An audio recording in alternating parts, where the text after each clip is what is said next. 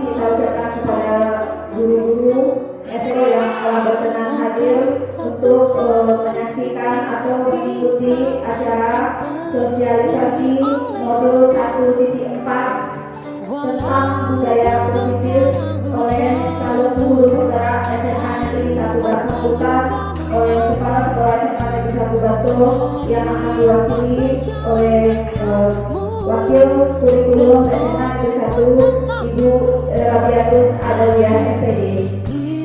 Assalamualaikum warahmatullahi wabarakatuh. Untuk mengikuti kegiatan pembahasan dari guru penggerak mengenai budaya positif, kita sangat bangga dengan 3 guru kita yang telah lolos beberapa kali seleksi. Dari beberapa peserta ternyata kita memiliki 3 guru unggulan. Dari beberapa kali seleksi 3 guru kita lolos sebagai calon guru penggerak dari ribuan guru yang ikut seleksi. Tentang budaya positif yang pertama akan dipaparkan oleh ibu kita Desi Natusati MPD.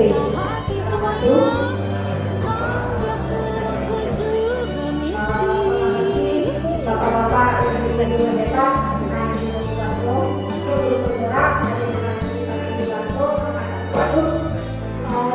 dari Kabupaten Kendal. Di sini pelatihan penggerak selama lebih kurang 3 bulan. Kemudian kami minta untuk memberikan praktik baiknya, mengimbaskannya kepada komunitas di sekolah kami tentang budaya positif di sekolah. Nah, sebelum kita lanjut, saya ada pertanyaan tematik untuk Bapak dan Ibu hebat semua. Ini setuju atau tidak setuju? Yang pertama, hukuman dapat mendisiplinkan anak. Apakah ini setuju dengan pertanyaan seperti itu? Setuju bahwa hukuman dapat mendisiplinkan anak. Kemudian pertanyaan kedua, memberikan penghargaan dapat meningkatkan motivasi belajar anak. Apakah Ibu setuju dengan ini atau tidak? Setuju. Berarti 2 pertanyaan tematik ini Ibu jawab dengan jawaban setuju. Nah, di sini ada disiplin positif dan nilai-nilai pendidikan universal. Nilai disiplin positif dan nilai-nilai pendidikan universal ini yang nantinya akan kita tanamkan di sekolah kita sehingga menimbulkan budaya positif di sekolah kita. Nih, adanya perubahan paradigma bahwa sekarang kalau saya minta Ibu berdua membayangkan ada sebuah tulisan yang ada di dalam kepala Ibu. Ini Anda bawa A dan B, Anda dengan teman Anda. Saudara secari kertas kecil tuliskan benda yang sangat berarti bagi Anda. Kemudian kepalkan tangan tersebut. Nah, teman Anda akan berusaha untuk membuka tangan tersebut. Apakah Anda mau membuka atau tidak? Kira-kira bagaimana? Kalau yang kita pegang ini adalah sesuatu yang sangat berharga bagi Ibu. Nah, teman di sebelah Ibu berusaha untuk membuka kepala Ibu itu untuk memperlihatkan kepada dia. Kira-kira Ibu mau membuka atau tidak? Tidak. Berarti di sini walaupun teman Ibu merayu atau berusaha untuk membuka kepala kita, tapi kalau itu berharga bagi kita, kita tidak akan mau membukanya. Nah, kita lihat ini. Inilah yang ada di dalam disiplin positif, bahwa kontrol. Nah, yang mengontrol tangan kepala kita itu adalah diri kita sendiri. Kita membuka atau menutup tangan kita itu adalah kontrol diri kita sendiri. Berapapun orang berusaha untuk membuka kepala tangan kita, kita tidak akan mau membukanya kalau itu betul-betul berharga bagi kita. Nah, apa perubahan paradigma selama ini di sekolah kita? Ini ilustrasi guru mengontrol murid. Nah, pada dasarnya kita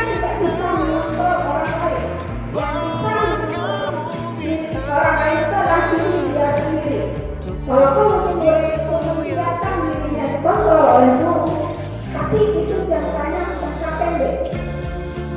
Ya, mungkin ketika kita menetapkan peraturan, dia mengikuti peraturan itu, tapi selama dia masih di sekolah, setelah dia selesai luar, dia akan melakukan apa yang dia mau. Contoh misalnya merokok. Dalam disiplin kita, aturan kita tidak dilarang merokok di sekolah. Mereka memang untuk mengikutinya, tapi ketika mereka di luar, mereka akan kembali ke komunitas mereka.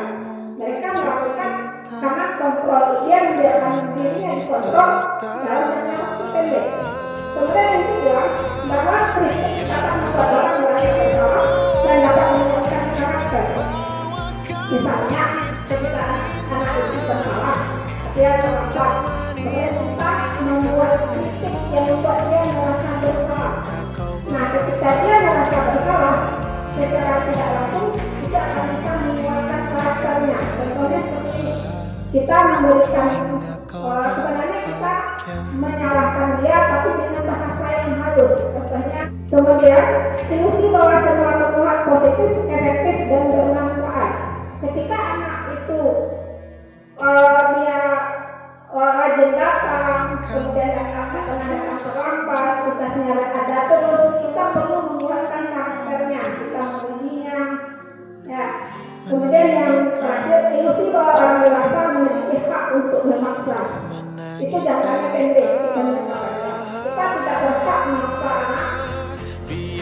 Anak yang seperti yang sudah disampaikan tadi, bahwa dia bisa mengontrol diri kita sendiri, mengontrol diri kita sendiri, bukan orang lain. Nih, perubahan paradigma stimulus, respon dari kontrol dan teori pilihan.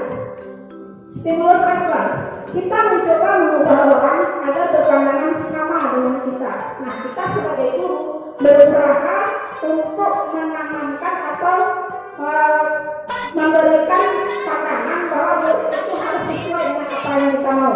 Betul? Betul. Bahwa kita maunya murid itu sesuai dengan apa yang kita mau.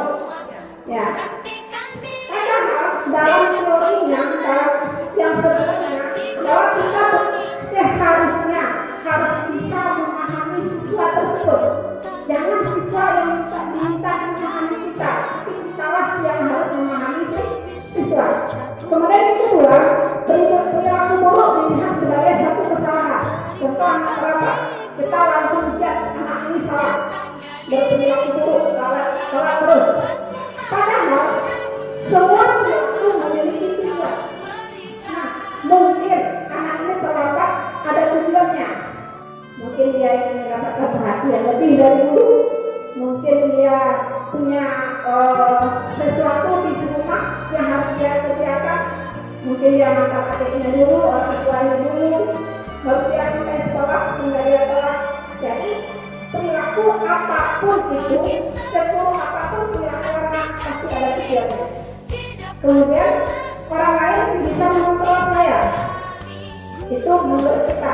Tapi hanya Anda sendirilah yang bisa mengontrol diri Anda sendiri.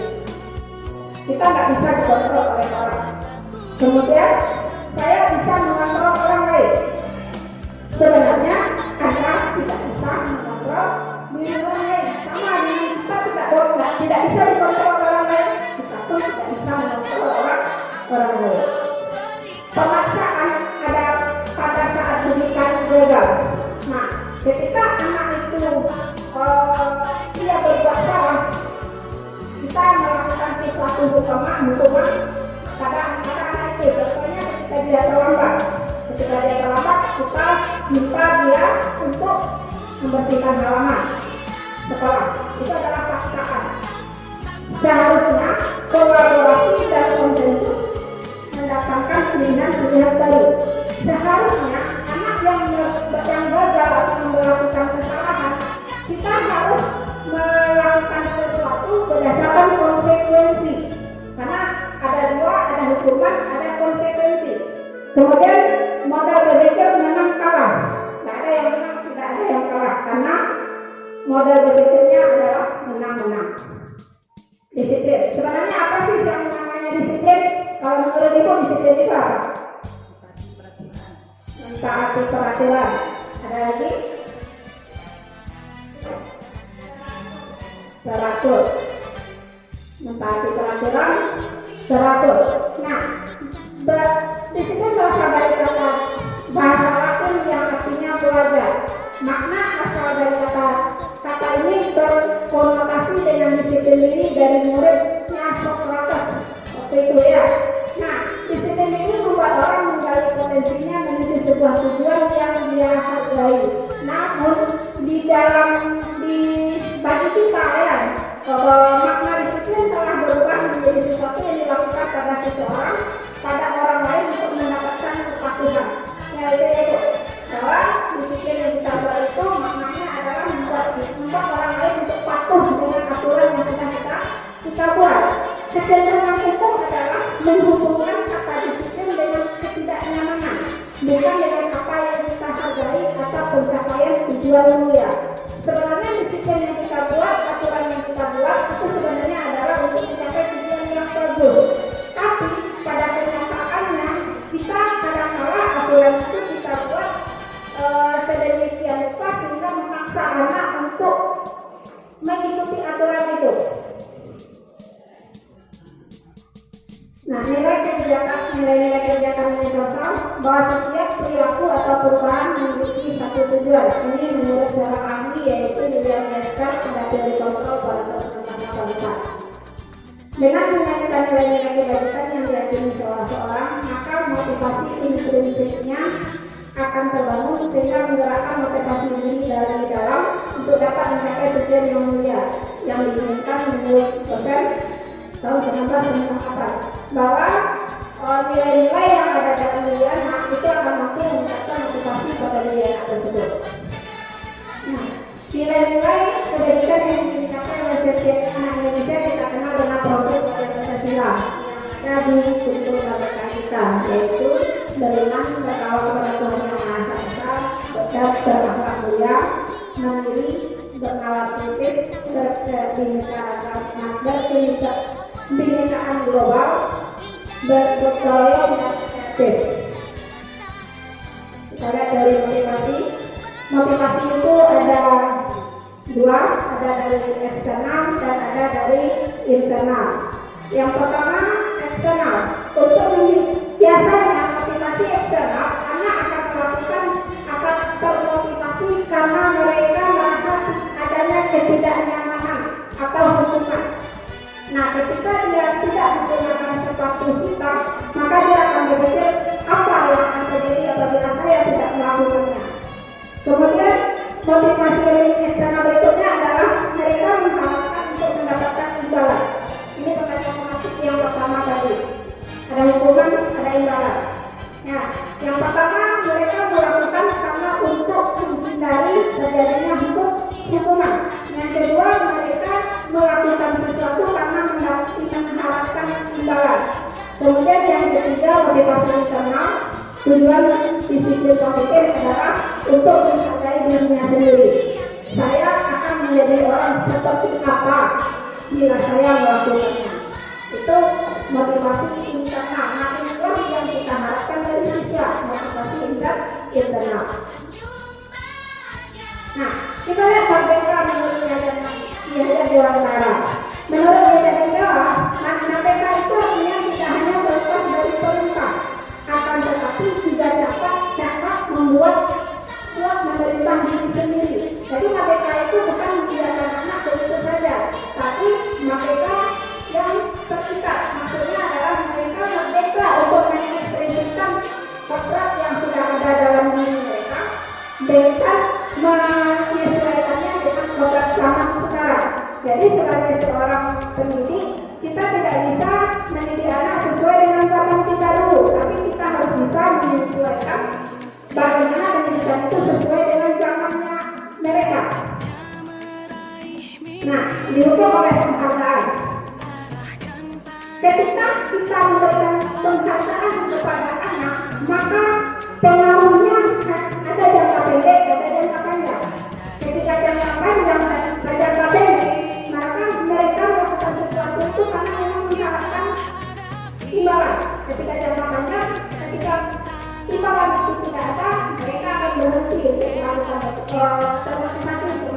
itu.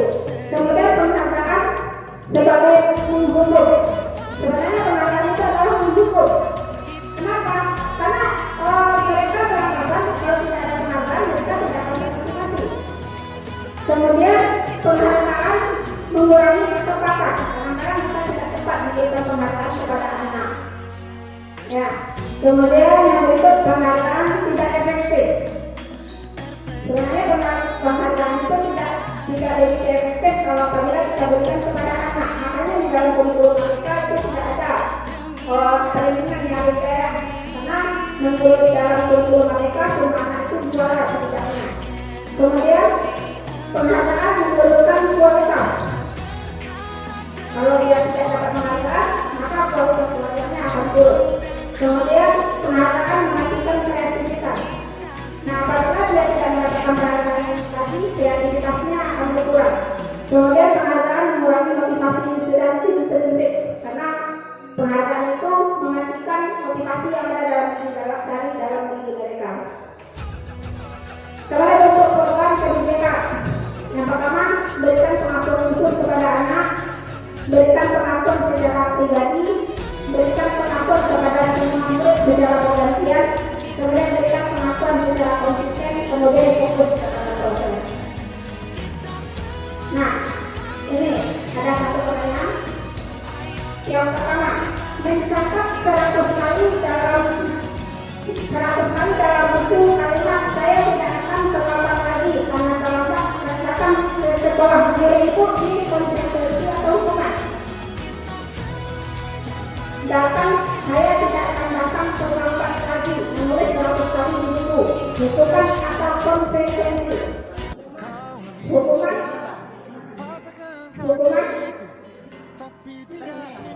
Ya? Hukuman. Nah, beda antara hukuman dengan konsekuensi apa? Boleh.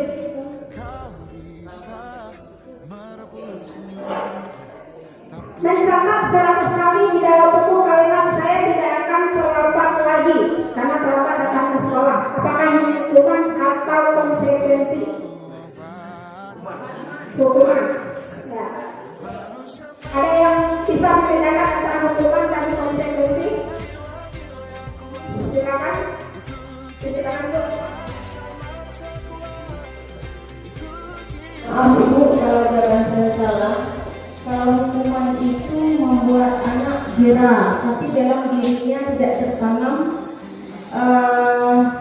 motivasi. Kalau konsekuensi tertanam dalam dirinya ini sebuah kesalahan, tidak saya ulang lagi. Jadi kalau dia hanya menulis, besok kalau buat kesalahan yang sama, menulis juga ya, lewat. Jadi dia malas terlambat dan malas menulis lagi. Berarti ini hukuman atau konsekuensi? Berarti ini hukuman atau konsekuensi? Hukuman. Bapak Ibu boleh ya? Ada yang lain? Pendapat yang lain?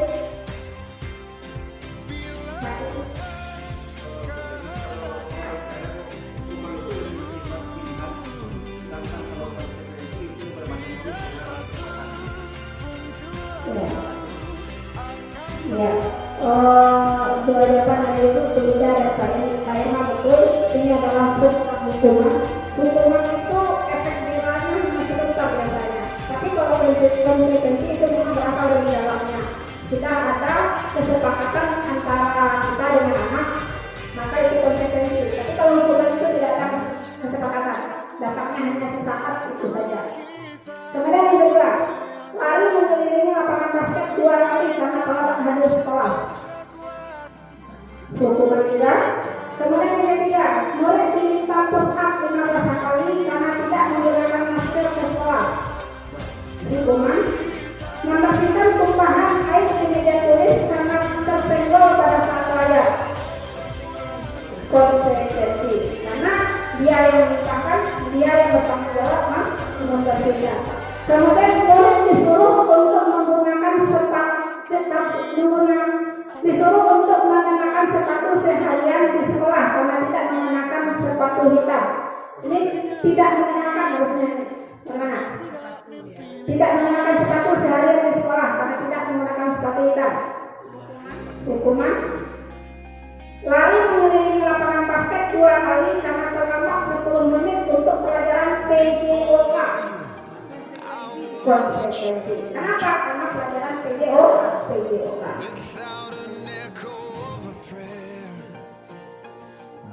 Nah, ini bedanya hukuman dengan konsekuensi. Hukuman sesuatu yang menyakitkan harus terjadi. Ketika anak menulis, sakit tangannya sampai tadi menulis. Anak lari lapangan, sesat, itu menyakiti diri anak. Tapi konsekuensi adalah sesuatu yang harus terjadi. Nah, sepakati kalau orang A jadi tidak. Mungkin ketika halaman itu konsekuensi. Kemudian yang kedua apa? Anak sakit fisik maupun hati untuk jangka waktu yang lama. Nah, ketika kita memberikan hukuman kepada anak, kadang-kadang sampai datang kasus jadi hukuman dulu. Kamu yang dulu SMK dikasih hukuman sama salah satu guru, atau hanya kata-kata saja, kata-kata yang membuat motivasi intrinsipnya menurun sehingga sampai tamat, sampai saya tamat dengan bapak itu saya akan belajar, bapak itu datang saya tidur. Nah, itu menyakitkan hati dalam jangka yang panjang. Untuk konsekuensi membuat anak merasa tidak nyaman dalam jangka waktu pendek. Jangan dipikirnya. Kemudian anak memiliki kedisiplinnya. Kalau konsekuensi anak menghargai disiplin. Kalau hukuman itu ada paksaan. Kalau konsekuensi stimulus ada tanggapannya. Kemudian mendorong anak menyakiti diri sendiri. Kalau konsekuensi mendorong anak agar mudah menyesuaikan diri. Konsekuensinya buruk, kalau hukuman konsekuensinya baik. Anak belajar untuk menyembunyikan kesalahan, itu hukuman. Anak belajar untuk mematuhi peraturan. Marah rasa bersalah, dipermalukan, merasa tidak dihargai, itu hukuman. Kalau konsekuensi kehilangan hak, dibuat tidak nyaman, diasingkan untuk sementara waktu. Nah, apa itu restitusi? Restitusi adalah proses menciptakan kondisi bagi murid untuk memperbaiki kesalahan mereka, sehingga mereka bisa kembali kepada kelompok mereka dengan karakter yang lebih kuat. Restitusi juga merupakan proses kolaboratif yang mengajarkan murid untuk mencari solusi untuk kesalahan mereka dan membantu murid berpikir tentang orang seperti apa yang mereka ingin menjadi atau tujuan mulia dan bagaimana mereka harus memperlakukan orang lain. Jadi restitusi ini adalah ketika anak melakukan kesalahan, kita menyerahkan kepada murid itu untuk memperbaiki, cari solusi dari kesalahan mereka. Bukan kita yang mencari, tapi mereka yang mencari. Sehingga ketika mereka mencari kesalahan, mencari solusi atas kesalahan mereka, itu berasal dari diri mereka sendiri, bukan dari kita. Kita lihat.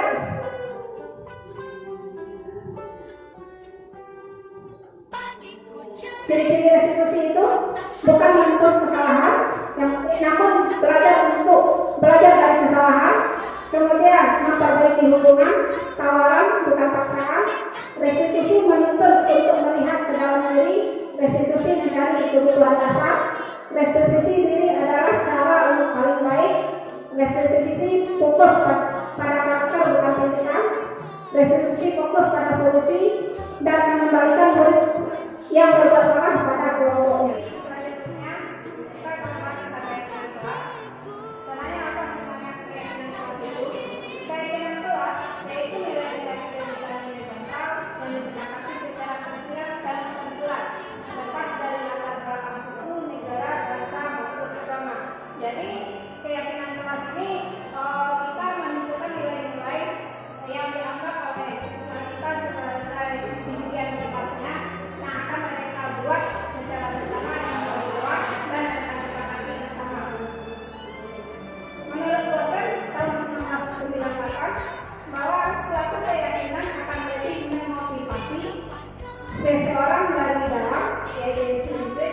Seseorang akan lebih semangat untuk menjalankan keyakinannya daripada hanya sekedar mengikuti peraturan. Nah, kalau kita lihat alurnya, keyakinan kelas itu berasal dari peraturan kelas. Nah, peraturan kelas yang ada kemudian dijadikan sebagai keyakinan kelas. Keyakinan kelas itu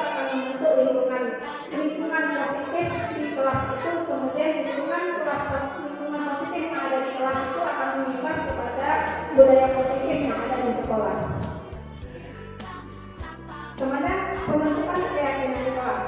Ada beberapa cara untuk melakukan pembentukan kelas. Yang pertama, keyakinan kelas bersifat lebih abstrak daripada peraturan yang lebih rinci dan konkret. Kalau selama ini kita lihat peraturan itu ditulis kemudian diberikan kepada anak melalui kata tertib, tapi keyakinan kelas ini sifatnya lebih abstrak karena itu berasal dari keyakinan kelas mereka, berasal dari keyakinan diri mereka sendiri. Kemudian keyakinan kelas berupa pernyataan universal. Kemudian pernyataan keyakinan kelas senantiasa dibuat dalam bentuk positif, kalimat positif. Dan yang terakhir, keyakinan kelas hendaknya tidak terlalu banyak sehingga mudah dilihat dipahami oleh semua warga kelas. Kemudian keyakinan kelas sebenarnya sesuatu yang dapat diterapkan di lingkungan tersebut. Semua warga kelas hendaknya ikut berkontribusi dalam pembuatan keyakinan kelas lewat kegiatan tukar pendapat. Bersedia meninjau kembali keyakinan kelas dari waktu ke waktu. Jadi di dalam keyakinan kelas ini setiap warga kelas tersebut, wali kelas dan anak-anaknya memperbaharui terus akan meninjau kembali keyakinan kelas yang telah mereka buat. Kemudian semua anak kelas itu wajib berkontribusi dalam pembuatan keyakinan kelas. Misalnya ini contoh kalimat keyakinan kelas. Yang pertama, dilarang membuang sampah sembarangan. Nah, di dalam kalimat positif, dilarang keyakinan kelas, kita harus membuat kalimatnya berupa kalimat positif. Jadi kata-kata dilarang itu sebaiknya jangan dibuat, tapi kita ganti menjadi menjaga kebersihan lingkungan kelas. Ini adalah beda kalimat antara peraturan dengan keyakinan kelas. Kalau misalnya di dalam kata peraturan misalnya dilarang melakukan kekerasan, di dalam keyakinan kelas kita buat misalnya keselamatan dan menghargai orang lain. Berarti kalau kekerasan itu sudah kalau ada kata dilarang itu ada kalimat negatif, kita ganti dengan keselamatan dan menghargai menghormati orang lain. Kemudian bergantian atau melindungi diri lah, itu adalah di dalam peraturan. Tapi dalam keyakinan kelas kita buat menghormati orang dan bersabar.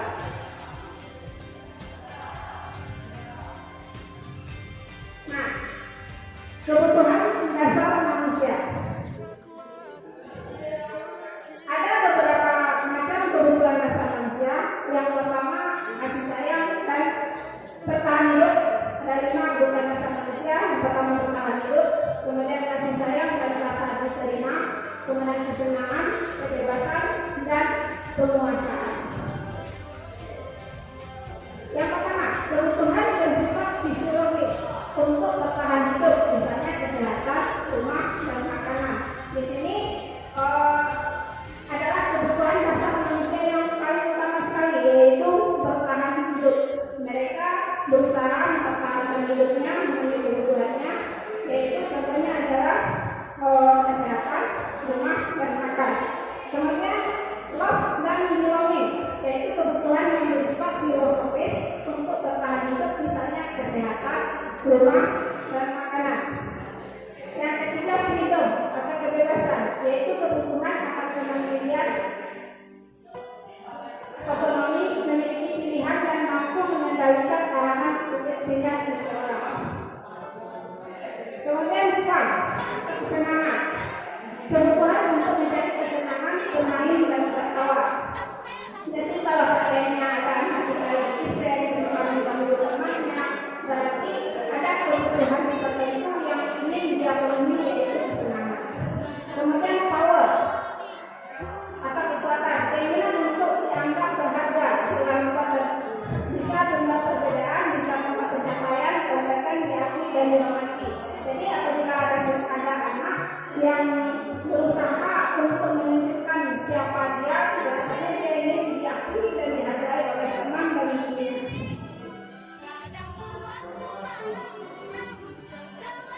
Ini ada pertanyaan, misalnya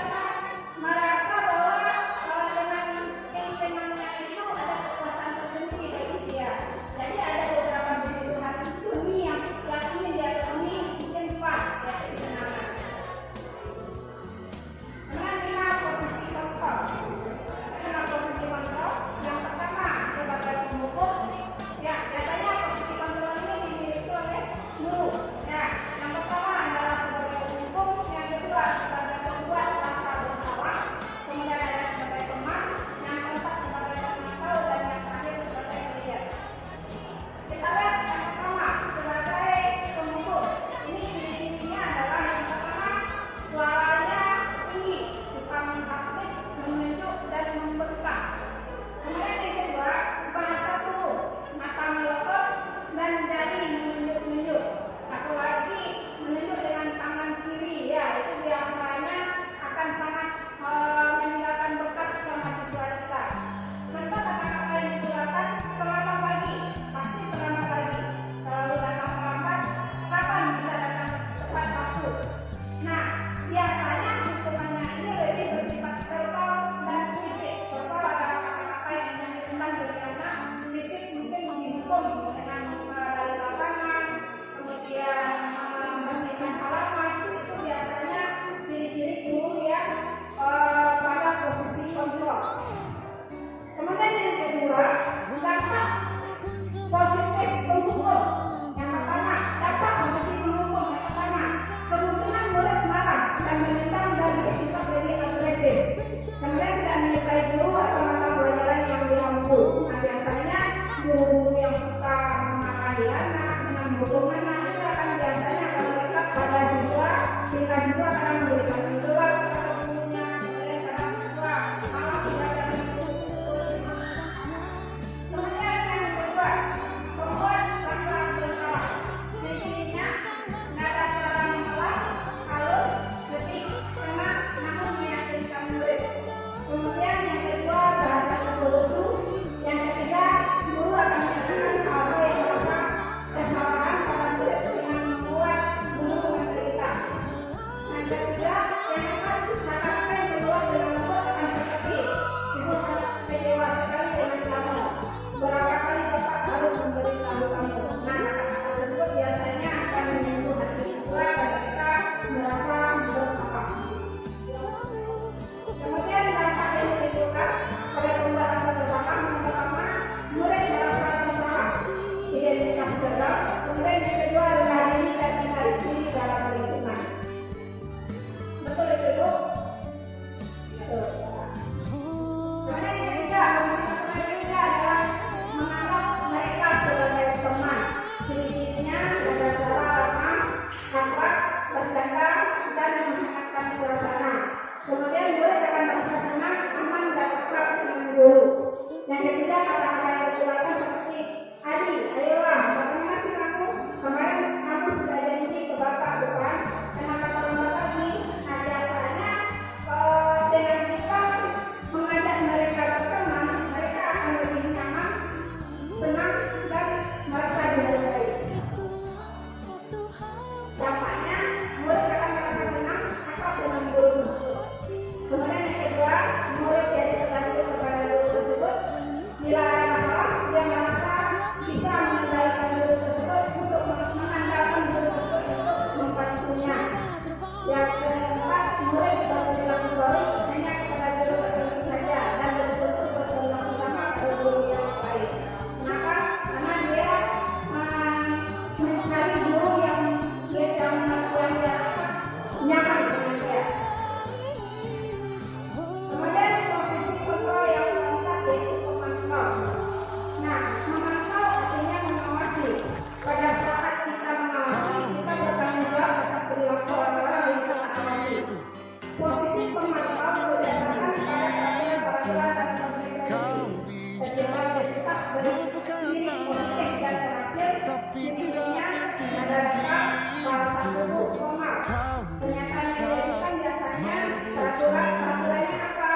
Kemudian apa yang perlu dilakukan? Kemudian sanksi atau konsekuensinya apa? Kalau melakukan ini. Dampaknya, murid memahami konsekuensi yang harus dijalankan karena kalau melanggar peraturan yang telah disepakati. Kemudian yang kedua, guru tidak menemukan emosi yang berlebihan, menjadi marah atau membuat merasa berbuat salah. Kemudian yang ketiga, murid telah membuat tidak nyaman dan dapat bertanggung jawab saat konsekuensi yang diberikan pada murid sudah berjalan. Posisi kontrol yang kelima, itu manajer adalah posisi guru berbuat sesuatu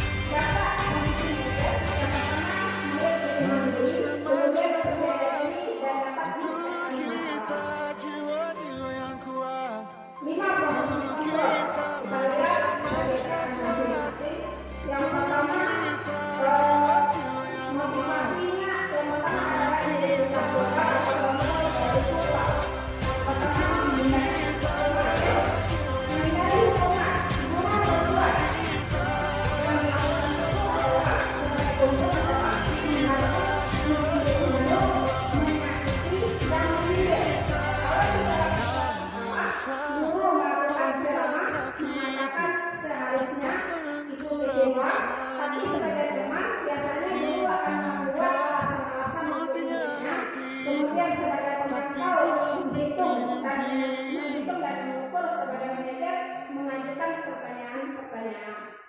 Kemudian di dalam pengukur, kalau kamu tidak melakukan, awas ya, rasakan hukuman yang diberikan itu adalah hukuman.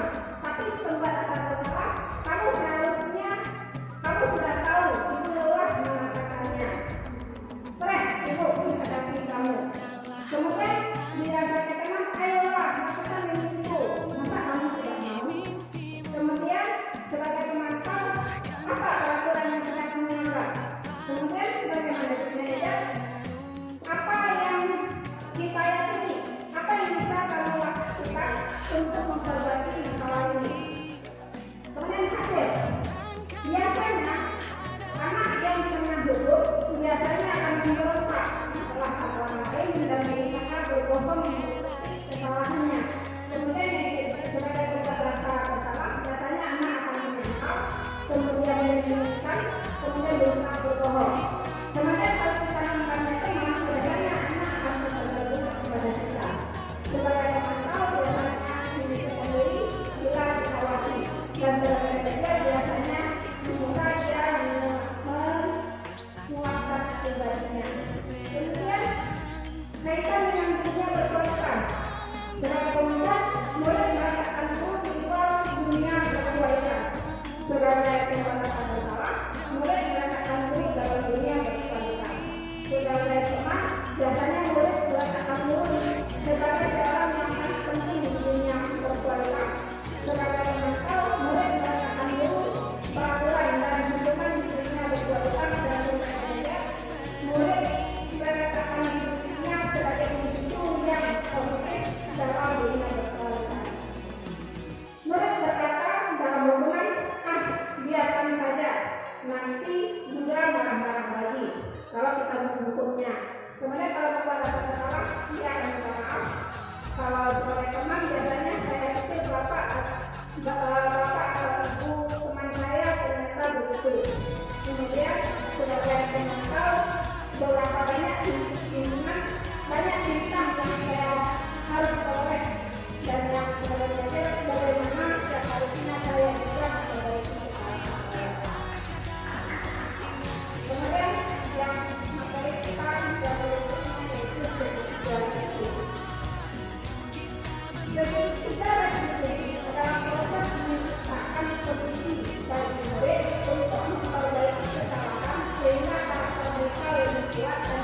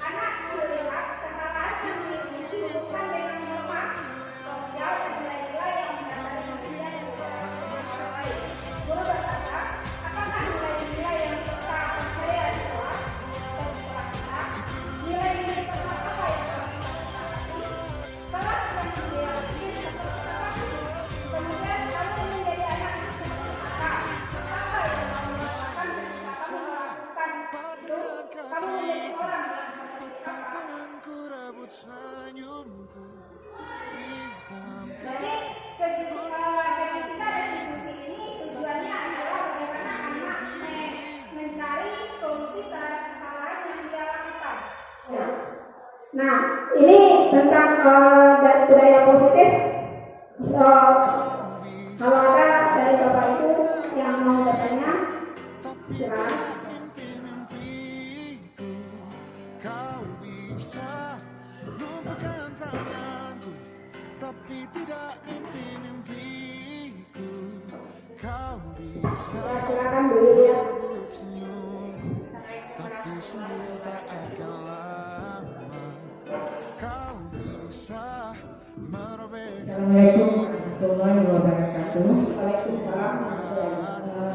Kita kan di sekolah yang dengan berkaca akan kita mengambil siswa. Berarti karakter masing-masing siswa saat ini kan beragam.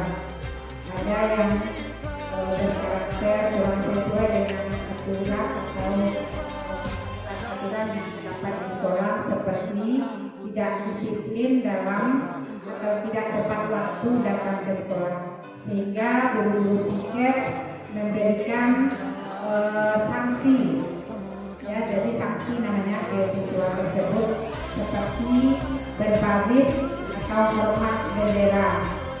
Bagaimana menurut pendapat Ibu tentang sanksi yang diberikan oleh sebagian guru menyuruh siswa yang terlambat atau sharing atau berkali-kali terlambat tersebut untuk hormat bendera hari ini. Terima kasih. Assalamualaikum. Terima kasih Bu Ulia. Sebenarnya budaya positif ini karena kita memiliki anak yang banyak dengan karakter yang berbeda-beda. Budaya positif ini kita mulai dari kelas kita. Ya, nanti di kelas kita membuat namanya manajemen kelas. Ya, ke dalam manajemen kelas itu nanti kita minta anak untuk membuat kesepakatan dengan kelasnya apa yang menurut mereka baik untuk diri mereka sendiri. Nah, kalau mereka sudah sepakat dengan apa yang mereka buat untuk diri mereka sendiri, mereka tahu konsekuensi apa yang akan mereka dapatkan ketika mereka melakukannya. Contohnya, mungkin mereka membuat datang pada waktu ke sekolah. Itu sudah keyakinan kelasnya mereka buat salah satunya. Nah, konsekuensinya mereka harus tahu. Kalau mereka datang ke sekolah, apa? Itu langsung mereka dengan waktu kelasnya mereka menjadi solusi sendiri dengan apa yang telah mereka lakukan. Kesalahannya atau pelanggaran yang mereka lakukan terhadap apa yang telah mereka sepakati dengan waktu kelas mereka menjadi solusinya sendiri. Kita hanya mengarahkan saja, bukan menghukum. Jadi ketika kita mengarahkan anak menjadi solusi sendiri dengan kesalahannya sendiri, maka secara tidak langsung nilai-nilai positif yang ada dalam diri mereka itu akan keluar. Tidak kita paksa, karena biasanya anak-anak akan merasa terbebani, akan merasa marah ketika kita memaksakan sesuatu yang mereka tidak suka. Tapi ketika kita menyerahkan kepada mereka, kan mereka yang pikir, maka mereka tahu konsekuensinya.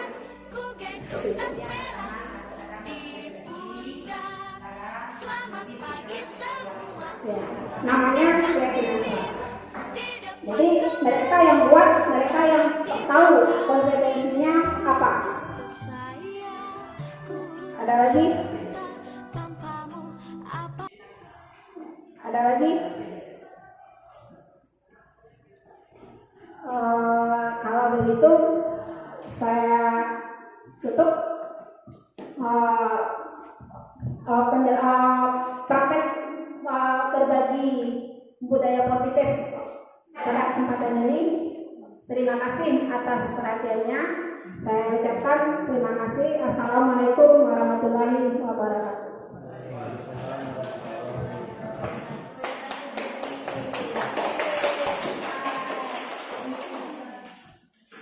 Semoga pemaparan materi tadi dapat menjadi wawasan atau menambah wawasan kita sebagai guru di SMA Negeri 1 Basul ini.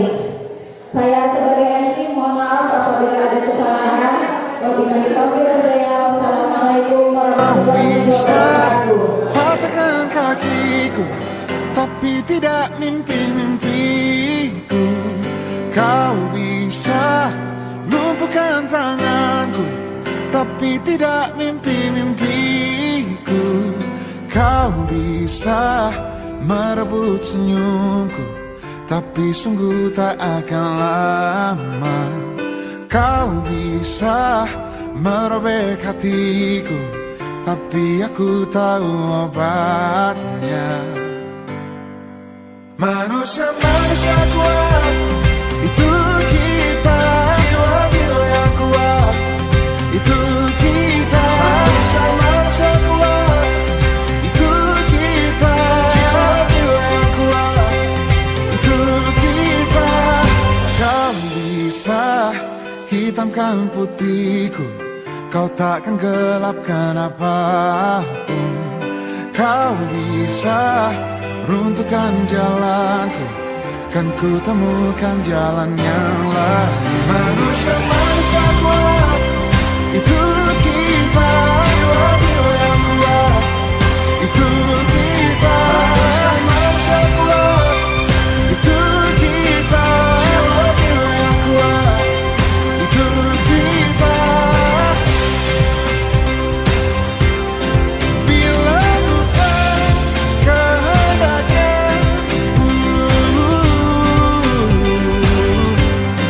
tidak satu pun jelasmu akan bawa bahagia.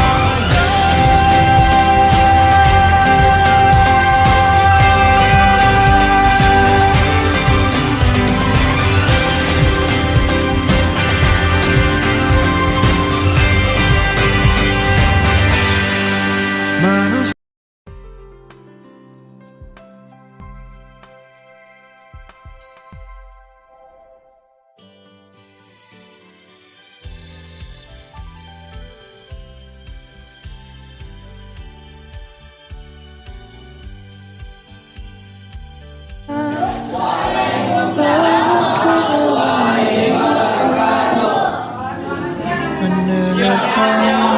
cerita, menangis tertawa,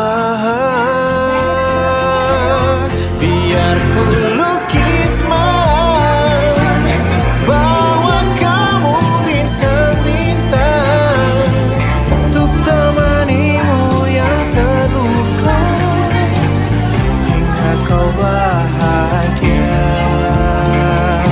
Untuk temanimu yang terluka, hingga kau bahagia.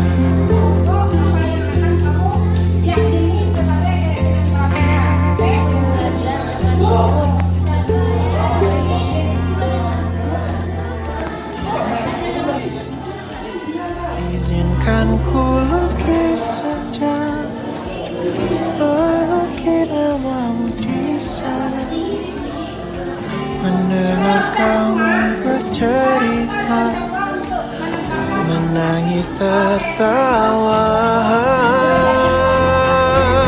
biar ku lukis malam, bawa kamu bintang-bintang, untuk temanimu yang terluka.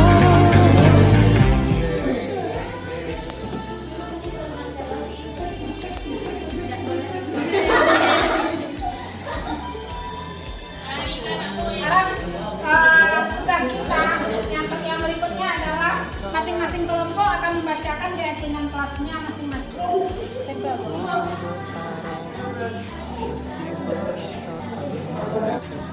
Menghormati kelas. Saling menghormati, taruh bagiannya. Oke lagi. Kita sudah mengumpulkan yang sama.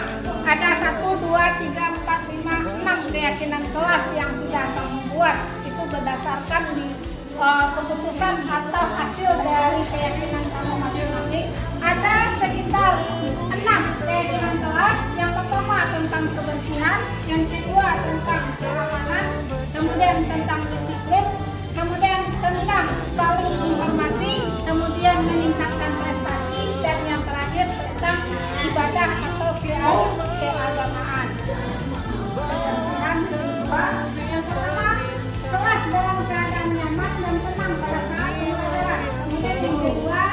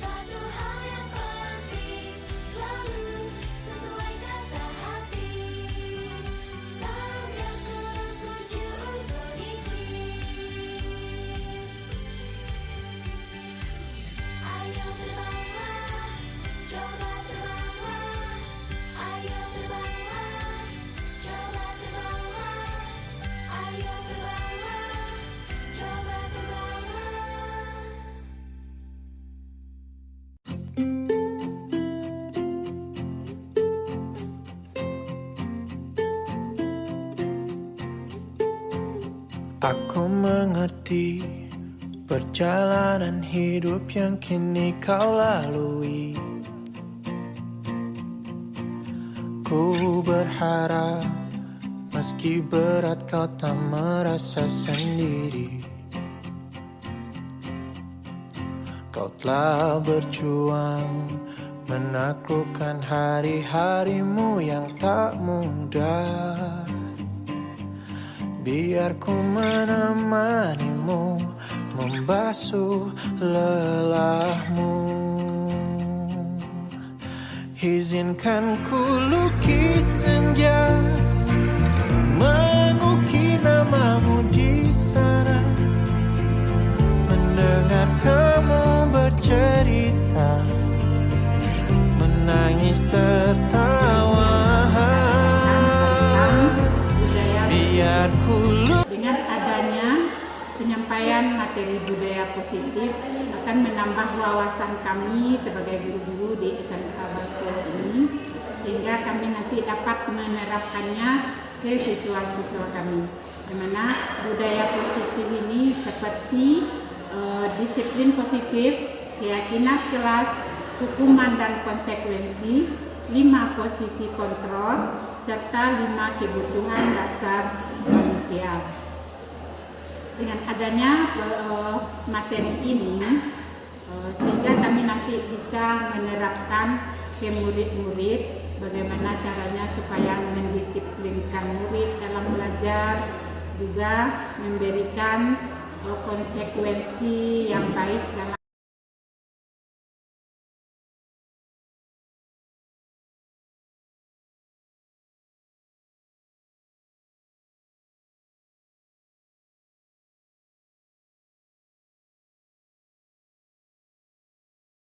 Assalamualaikum warahmatullahi wabarakatuh. Perkenalkan, nama saya Rahmada Syahidah dari SMA Negeri 1 Baso.